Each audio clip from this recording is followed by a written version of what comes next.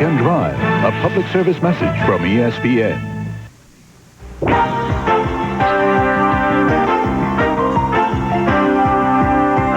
Coming up on Speed Week, Earnhardt is traveling in winning circles. Glidden's latest trip he'll never forget. And this is an Odyssey to win all Odysseys. This and more next on Speed Week.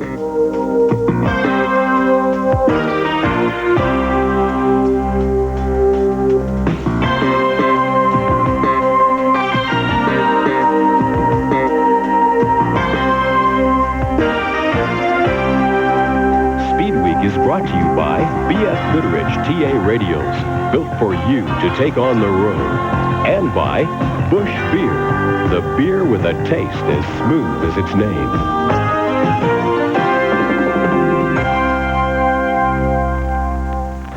Hi, everyone. Welcome to Speed Week. I'm Bob Jenkins. And I'm Larry Newber. Rain in the eastern half of the U.S. washed out a lot of racing last weekend, and although it was interrupted a couple of times by showers, Sunday's Winston Cup race went the full distance. But the string of 11 different winners in 11 Winston Cup races was broken. The first repeat winner of 1986 emerged from the First Union 400 that we televised live last Sunday afternoon from North Wilkesboro, North Carolina. Mark Allen has the details. The 400-lap short track event figured to be more competitive than last week's cakewalk by Dale Earnhardt at Darlington. It was a better race, but the outcome was the same. Early on, Richard Petty thrilled the record crowd by passing pole sitter Jeff Bodine for the lead, but the King was quickly sidelined by a bad motor. Then Tim Richmond fell off the pace after sliding sideways through turn 1. As rain threatened to wash out the race, number 3 Dale Earnhardt dueled 26 Joe Ruttman for the lead as the Winston Cup field worked to run enough laps to make the race official. The damp track caused 15 Ricky Rudd and Darrell Waltrip to get together just before mid-race. Waltrip got the worst of it, but both raced on. Once the rain quit, Ruttman took himself out of the hunt with this spin. Only great driving by those behind kept this a one-car mishap. In the race's closing stages, Rudd had worked his way into control until Dave Marcus pounded the turn 1 wall to bring out the final caution. Rudd led the front runners into the pits. Whoever was quickest off pit road would be in a commanding position for the final sprint. Faster work by Earnhardt's crew got him out first. Once the green fell for the last 40 laps, Earnhardt's Chevy was stronger than Rudd's Ford. He captured his second straight win, his first on the short tracks this season. Bodine, Waltrip, and Ruttman rounded out the top 5. From North Wilkesboro, North Carolina, this is Mark Allen reporting. And now in the battle for the Winston Cup, Earnhardt is only 23 behind Darrell. Third remains Rusty Wallace, then Bill Elliott and Terry Labonte. The second 5, Kyle Petty, Tim Richmond, Harry Gant, Jeff Bodine, and Bobby Allison. At South Boston, Virginia last Saturday night, Jack Ingram took another Grand National win and lengthened his points lead. Second was Larry Pearson. Third, Ronnie Silver. 1981 All-Pro champion Randy Couch has been released from his ride with the Thundercraft team. Randy has placed in the top 5 in All-Pro points every year since his championship. And sprint car standout Brent Kading is entered in this weekend's Winston West opener at Sears Point. It became an ordeal for Willie T. Ribbs to qualify for his first Winston Cup race, but at North Wilkesboro, he did it. There is a remote connection to a cause, but racing is preeminent. Well, that's the most important thing. I mean, you know, when I started racing when I was a little kid, you know, I mean, that wasn't the issue. I raced because I liked color. It meant nothing to me. I wanted to go as fast as I could and race and win when I went to Europe, you know, to race. It wasn't because I was trying to make any social impact. I wanted to go and win. And, you know, when you see people play basketball, football, and all other sports, competitiveness, the game is the issue. There's no, you know, this color issue is what's hurt, you know, development in this country and around the world for centuries. You know, it's not the issue. It's what you have here and what you have in your heart and how good you are. Well, there's no denying it. He has been a winner up to this point. And remember, it took Darrell Waltrip 3 years to win. Rusty Wallace, 72 starts. Bill Elliott, 116. And Ricky Rudd, 161. In our next segment, North Wilkesboro's highest speeds serve youth well. And this veteran gets too high over his winning speed.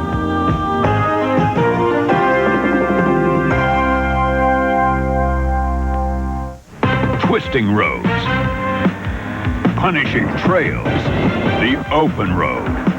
Each road demands a different tire to take it on. And with BF Goodrich TA radials, you've got all the different tires you need to take on those roads. The most complete line of high-performance radials in the world. The BF Goodrich TA line, built for you to take on the road. When the big Q flows, America goes. Still beautiful, Dad. Took your brother through college, take you wherever you want to go. On Quaker State. Right. Smooth oil flow is what you want. Protects the engine. See, Quaker State starts with Pennsylvania-grade crude. Delivers stable viscosity. You get great protection with the big Q. Hey, how come you know so much? I'm listening to you. Quaker State. The big Q stands for quality. Always has, always will. When you replace ordinary spark plugs with Bosch Platinum plugs, you may not notice the change immediately. The quicker starts, the smoother acceleration, the extra performance only pure Platinum delivers. So how long will it take you to notice the improvement Bosch Platinum plugs make? About that long. Bosch Platinum, the ultimate spark plug. Spirits are rising Monday on ESPN when America's best pep squads show their most daring moves in competition for the 1986 High School Cheerleading Championship. Then the road to the Stanley Cup continues. ESPN shows you the best NHL playoff game with scoring highlights of all the other matchups. After the game, SportsCenter has up-to-the-minute scores and highlights from the world of sports. Monday here on ESPN.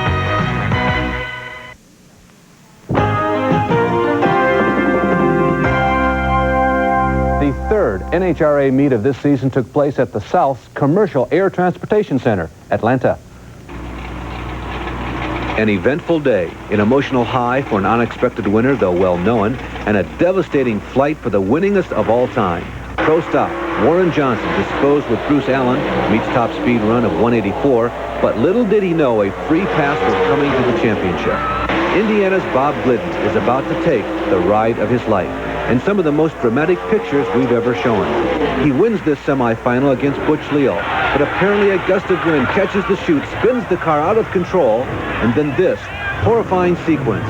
Hard impacts for a 42-year-old who doesn't really expect this sort of thing. But Glidden miraculously climbs out. Funny cars, Ed McCullough had been runner-up 9 times, which makes you hungry when you get to the finals. He beats Columbus, Ohio's Jim Head by a flash few. 51,000 came to see the Amatos, Garlets, and Muldownys of Top Fuel, and a percentage to curiously view the progress of former pro quarterback Dan Pastorini. You noticed when he only went 100 miles per hour to win his quarter over a broken opponent, more when he beat Bill Mullins, and suddenly to the finals. With an unsponsored, down-home, informal crew, Pastorini did it. His first NHRA win ever, a remarkable accomplishment, particularly over Gene Snow. Gene's a tremendous competitor and is a good friend. He signed my license down in Green Valley. And sold you this car. And sold me this car. And it's his old car. It's a 3-year-old car, but she runs real good, and we're going to keep her around for a while. The new Ford V6 Turbo Cosworth for Formula One will debut at the Imola Grand Prix this weekend. The engine will go in one of the Carl Haas-owned Lolas. Now, the Imola Grand Prix can be seen here on ESPN at 4 o'clock Sunday afternoon. Motocross star Bob Hurricane Henna is said to be eyeing a 4-wheeled career. He was on hand at Phoenix checking out the ARS cars. A report out of Milwaukee has Frank Giuffre interested in selling the remaining 8 years of his contract as promoter of the Milwaukee Mile. Promoter Buddy Boren has signed a contract with the city of Dallas for hopefully an IndyCar race in Dallas, June 21st, 1987. The Harley-Cluxton Renault IndyCar motor project has been moved from Mike Fanning's Indianapolis shop to Gerald Davis's operation in Texas. The Renault engine is expected to be tested later this year by Al Unser Jr. This week's companion race for the Winston Cup cars, the Southern Modifieds. Though basically governed by the same rules as their more well-publicized northern counterparts, these cars normally run exclusively in the Winston-Salem area and don't garner as much publicity. They did qualify meteorically faster than the Winston Cup cars, though, almost 125 miles per hour. Jeff Bodine's pole speed would not even have made this race. Young Frank Fleming from nearby was the story of this race. He received temporary brain damage at this track last year, but came back to qualify on the pole again. He's raced on pavement less than 6 times, so his early leading performance doubly impressive. Casualties this day with no injuries: swift running Bobby Hutchins, who raced well here last year, and Ralph Brinkley. Johnny Johnson, whose throttle simply wedged open, and pre-race favorite Satch Worley taken out in lap traffic. Fleming got behind via a late pit stop and then fatigue. He needed oxygen after the race. Paul Radford might have won this race, but this caused him to labor all day with a wounded toe-in situation. But Northerner, New Yorker Jan Leahy, who passed up a major race at Thompson in Connecticut, had a pretty routine race, and it was fast enough to win this. The Icebreaker 86 was snowed out 2 weeks ago, but sunny skies greeted the NASCAR Modified Star Sunday in Thompson, Connecticut. There was plenty of action, and it started in the SK Modified event as Jeff Berry, number 22, spun down the backstretch, then watched as everyone tried to miss him. Number 50, Richie Gallup, won that race. Before the feature, a moment of silence and the flag at half-staff, as fans and drivers still remember the late Richie Evans. Charlie Jarzembek, number 5, took off at the drop of the green and led the first 50 laps. Caution periods were caused by this spin by Brian Ross while racing with George Brunholzl. This 4-car crash involved, among others, front row starter Mike McLaughlin. With Jarzembek having pitted for tires, George Kinn at number 26 and Reggie Ruggiero at number 11 are running first and second. But here comes Charlie to pass for second. And then 2 laps later, Jarzembek is back in the lead for good. Greg Sachs at number 44 passed Kent late to take second. John Rosati was 4th, and Ruggiero dropped to 5th. It was Jarzembek's second Modified Tour victory this season. He also won the opening event at Rougemont, North Carolina. In our next segment, he makes everyone else look rusty. And this requires an iron custom.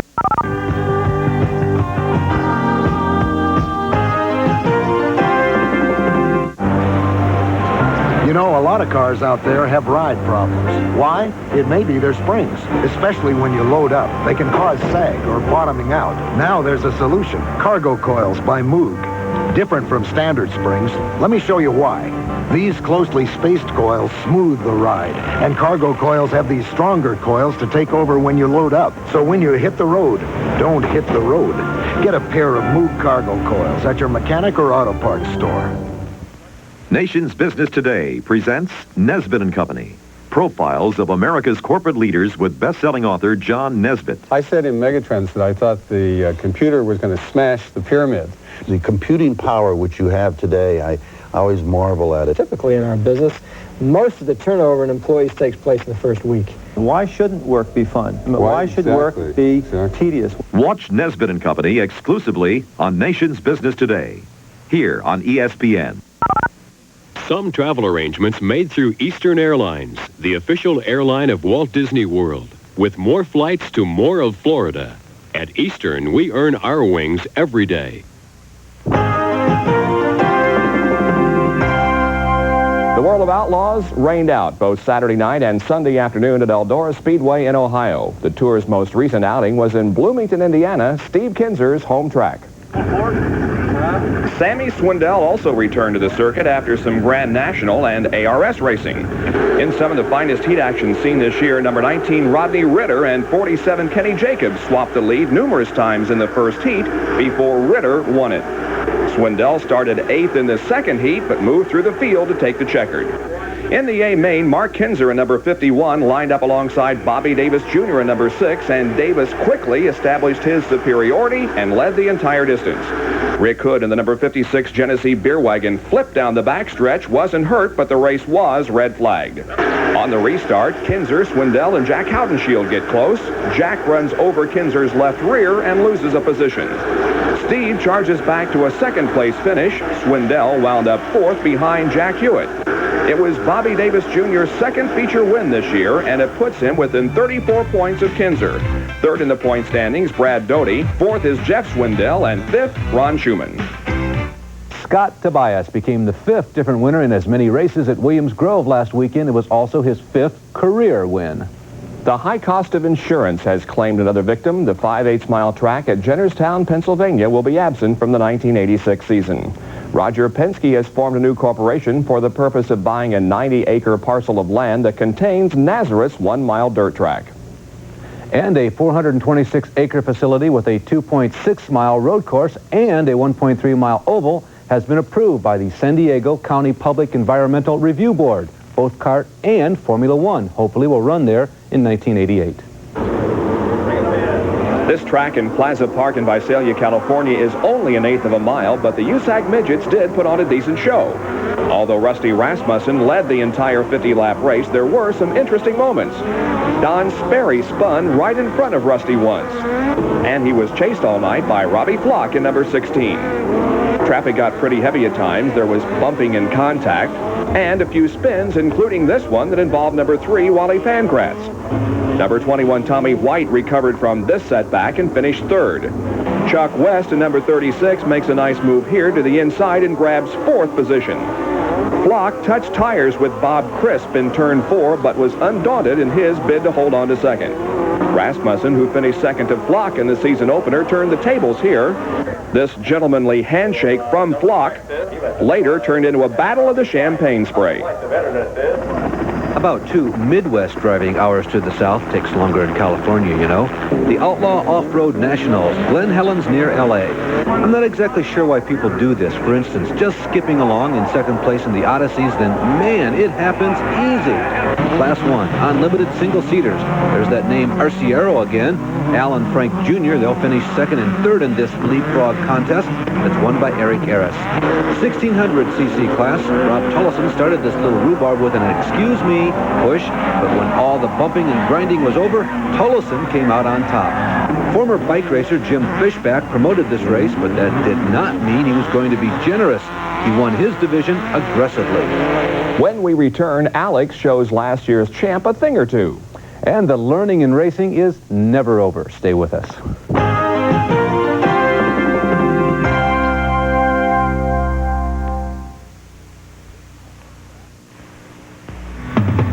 When you take on a road like this, you need all the braking, turning, handling, all the tire you can get. Now, you've got it. The new Comp TA from BF Goodrich, the tire that won the U.S. Endurance Cup, has actually been improved in the dry, in the wet. It's more tire than you'll ever need. But on roads like this, it's good to know you have it. The new BF Goodrich Comp TA, built for you to take on the road. Dodge races and Dodge wins, but winning ain't easy. When the road is long and the going gets tough, less than your best is never enough. But the dream of winning lets you meet the test, because winners are dreamers who give it their best. And if winning was easy, why run the race? You'd be number 1 if you don't set the pace. At Dodge we know there's only one first place. If winning was easy, it wouldn't be a race. 36 wins, 3 manufacturers' championships, 3 drivers' championships, and 1 team title, all in 1 year. On the road or off, Dodge comes up winners. And if winning was easy, why run the race? Can't be number 1 if you don't set the pace. At Dodge we know there's only one first place. If winning was easy, it wouldn't be a race. Dodge Cars and Trucks, we set the pace.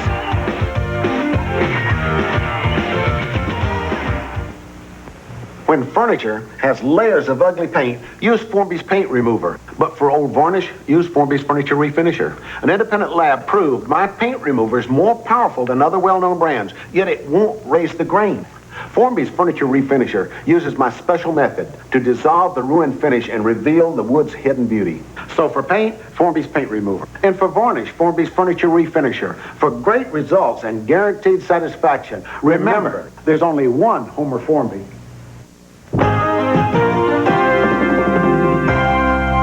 Maybe it's the last true national driving championship left. No other national championship runs on so many different kinds of courses. Big tracks, small tracks, flat tracks, obstacle courses, and pavement. Although although still on the schedule, the blacktop normally doesn't figure into the championship. Well, they still call this TT Steeplechase. This is Ascot and an event rained out a month ago. The faces remain the same this year. Last year's outstanding rookie Chris Carr, Oklahoma's Ronnie Jones ready to assert, old Bubba Schobert, he's wearing the number 1 well, and former national champ Ricky Graham after a curious year. But the shining face this night is going to be California's wood Rotax-mounted Alex Jorgensen. Schobert starts from about 10 rows up in the grandstand, but zooms down to the first lead. Jorgensen already reveals the pattern of this race. He's second and moving. And Carr will show some consistency on this track that demands versatility to net third. This was only typical. Honda factory man Schobert and Rotax boss Jorgensen clipped and cut and measured each other all night. Just that Alex was leading when the race ended. The team of Derek Bell and Hans Stuck in a Rothmans 962 won the initial Sports Car World Championship race at Monza last weekend. The 9th annual Riverside 6-hour endurance race will be this weekend. The BMW team will not be there, but returning will be the Nissan GTP car with Jeff Brabham and Elliott Forbes Robinson. Rob Dyson will have a rebuilt car to share with Price Cobb. Drake Olson is overseas running for the Walter Brunn team. Also, Joe Gartner will be in Europe and will be replaced by James Weaver. Bruce Levin will have a new car for Bob Wallach and Paulo Barilla, and Chip Robinson will be there in one of the Jaguars. He destroyed one last week testing at Charlotte. The GTO class will have Craig Carter joining up with Tommy Riggins on the Dingman Brothers team. The Chevy attack will be led by the team of Jack Baldwin and Jim Miller, and Wally Dallenbach Jr. and Tommy Byrne. Dan Gurney will be there with 2 Turbo Celicas for Chris Cord and Dennis Ossie, and the team of Rocky Moran and Juan Manuel Fangio III. The race will be seen here on ESPN May 5th. One of the most praised, certainly one of the safest programs in the history of the sport, renews again this weekend. Indy Rookie Orientation, scrutiny of prospects who have never qualified for the Indianapolis 500. A chance to venture onto the massive speedway at their own pace without veteran drivers buzzing by and without the media fishbowl of the month of May. There has never been an injury during these tests, and they have been unilaterally lauded. The latest entry, a surprise, because he was more or less expected next year. Steve Bren, with strong recent performances in ARS and Super V cars, will try Danny Angias' V6 backup for Robin Hurd. As usual, several active IndyCar drivers account for most of the track time. Jan Lammers, who was entered, but latest is he's probably out of the Gurney Eagle. Randy Lanier refused permission for the 500 last year. Jacques Villeneuve still wrestling the ovals, and Roberto Moreno in a Gallus Lola Cosworth. And the least IndyCar experience, Rupert Keegan for Dick Hammond's V6, and Can-Am champ Rick Miskowitz for his own team. It's quite common for oval track veterans to enroll in driver's school to sharpen their road course ability, but recently school was in session for road racers. Rick DeBrule reports from Phoenix. Lumbering a van around Phoenix International Raceway hardly seems like the most exciting way to travel the 1-mile oval. For the guys riding inside, it's the most interesting, because the man driving is Al Unser Jr., their teacher. I always come about mid-track right here. If I'm getting into fifth gear right here, this is where I'm at right here. The students are drivers in the Jim Russell Mazda Pro Series. They've been taught how to drive on road courses. Now, before the first race of the year, it's time to learn the ovals.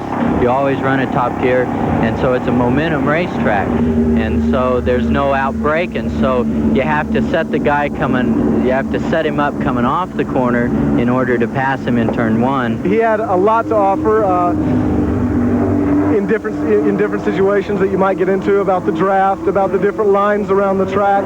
It was a chance for a little hands-on experience mixed with a little expert advice. And for Al Jr., it was also a chance to help himself as well.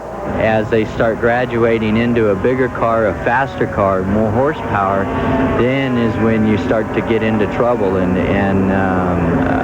So I'm here to help hopefully the future IndyCar drivers, make my job a little bit safer. In Phoenix, Rick DeBrule reporting for Speedweek. This week, a two-wheel trivia test. Who was the leading winner on last year's AMA Camel Pro motorcycle circuit? A, Bubba Schobert, B, Ricky Graham, C, Scott Parker, D, Mike Baldwin, or E, Jay Springsteen? I'll have the answer in a moment.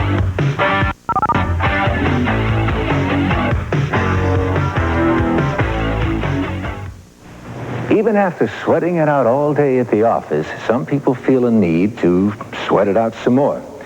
Well, the Wall Street Journal would like to suggest that you supplement your physical fitness program with a mental fitness program. You see, what a workout does for your body, the Journal does for your brain. Besides news and information, the Journal also brings you ideas. It raises questions. It challenges your mind, leaving it a little stronger, a little nimbler. So, no matter what shape your body's in, reading the Journal makes sense. Because after all, even if you can't pick up one of these, you can always pick up one of these. Call 800-372-3000 for this special introductory offer. 13 weeks for just $29.50 with a money-back guarantee. 13 weeks, $29.50. Phone 800-372-3000 now for the Wall Street Journal. The end of the road is just the beginning when you take it on with these B.F. Goodrich TA radials. The radial all-terrain, the mud terrain, the sport truck TA. Last year they took more major off-road races, more than any other tire. When you take on country where it's a long walk home, make sure you put on tires that can take it. B.F. Goodrich TA radials, built for you to take on the road. Sunday, Formula One's hottest driver is on ESPN. Ayrton Senna is burning up the track in auto racing's most glamorous division, and you can see him in action. Join ESPN in Italy for start-to-finish coverage of the San Marino Grand Prix, Sunday on ESPN.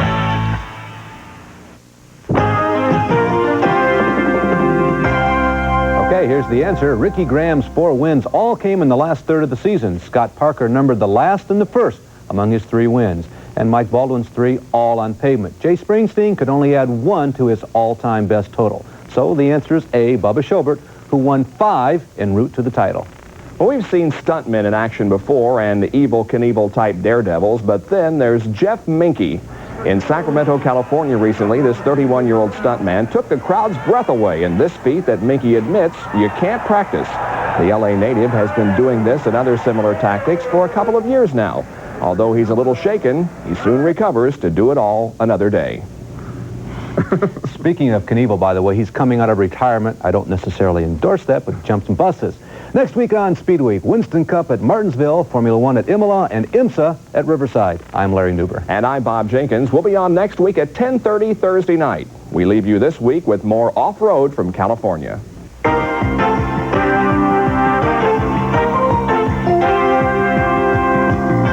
Speedweek has been brought to you by B.F. Goodrich TA radials, built for you to take on the road. And by Dodge, a performance revolution, an American revolution.